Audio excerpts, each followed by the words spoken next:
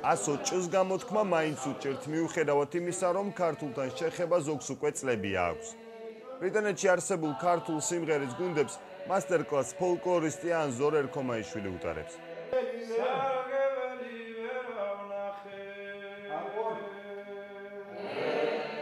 ქართული ხალხური სიმღერის ცენტრის ხელმძღვანელი ლონდონში ფესტივალ ჩვენებურების ფარგლებში ჩამოვიდა.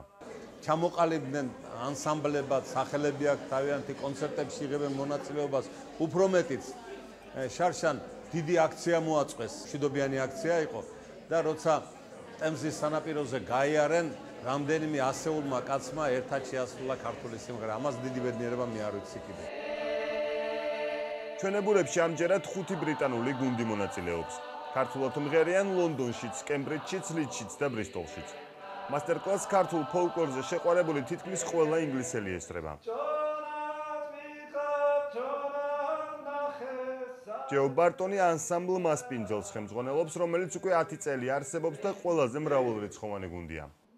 There was lots of songs that Edisha would taught at workshops, which lots of people knew, and Pierre had the music for. And then I started going to workshops elsewhere. Yeah, and other people have brought lots of songs to the choir as well. Because in France, especially, recording things, transcribing them, bringing them back, and teaching them. Gulis. Გადახალისდება. ქართულ სიმღერას 90-იან წლებში ეზიარნენ ოდბარ ჯოზეფ ჟორდანიასა და ედიშერ გარაყანიძის გაკვეთილების წყალობით. გუნდის ჩამოყალიბება ინგლისელებმა 10 წლის წინ ედიშერ გარაყანიძის გარდაცვალების შემდეგ გადაწყვიტეს. კონცერტებიდან შემოსულ თანხას ისინი ახლაც მათი პირველი ლოდბარის შულს უგზავნიან. Puri. Gazopuli. Kachapuri. Batono.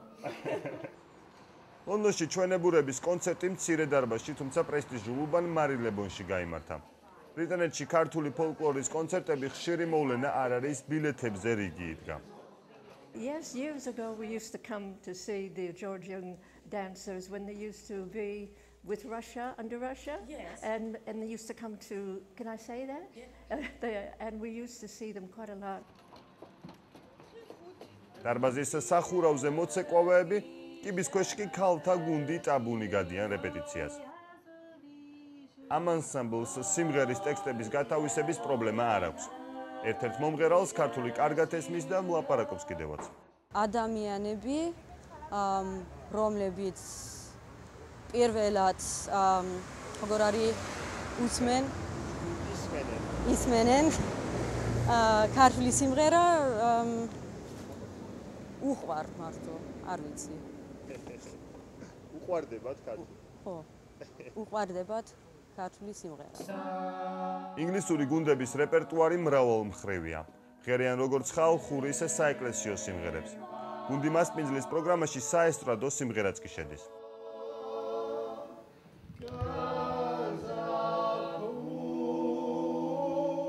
ფესტივალი ჩვენებურების სხვა ქვეყნებში მცხოვრებ წარმოშობით ქართველ შემსრულებლებზეა გათვლილი. მაგრამ ორგანიზატორების აზრით მათ არანაკლები ჩვენებურები ინგლისშიც აღმოაჩინეს. ცდილობენ რაღაც ეროვნული ტანსაცმელი მოარგონ თავიანთ ჩაცმულობას, აი ჯვრიანი ქუდები, ცხებსურული ტანსაცმელი. ეს არ არის მთავარი. მთავარია ის, როგორ ღერიან ეს ჩვენებურები, ჩვენი ინგლისელები, ქართულად ღერიან მართლაც შესანიშნავად, ქართულად და სიყვარულით.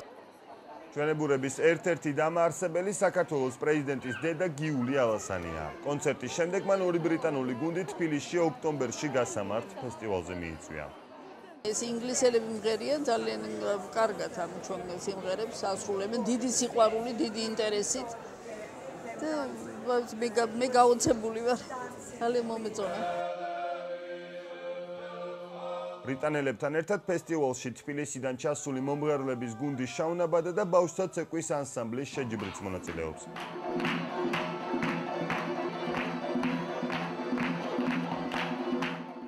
ქართულმა ცეკვამ საქართველოს საელჩოში დამოუკიდებლობის დღის აღსანიშნავ მიღებაზეც განსაკუთრებული ყურადღება მიიქცია.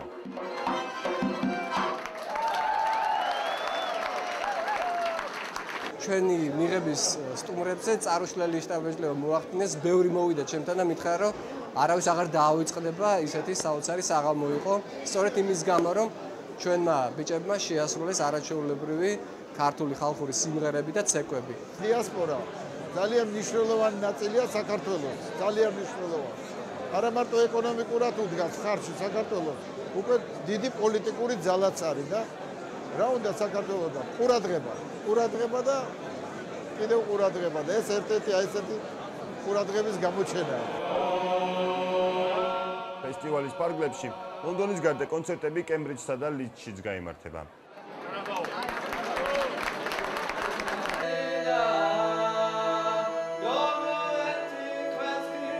ამის შემდეგ ინგლისელები უკვე საქართველოში წამოსასვლელად დაიწყებენ მზადებას. ანზორ ერქომაიშვილის მიერ ლონდონში ჩამოტანილი სიმღერა ჭონა, როგორც ჩანს თბილის მალე ბრიტანული აქცენტით შესრულებული დაუბრუნდება.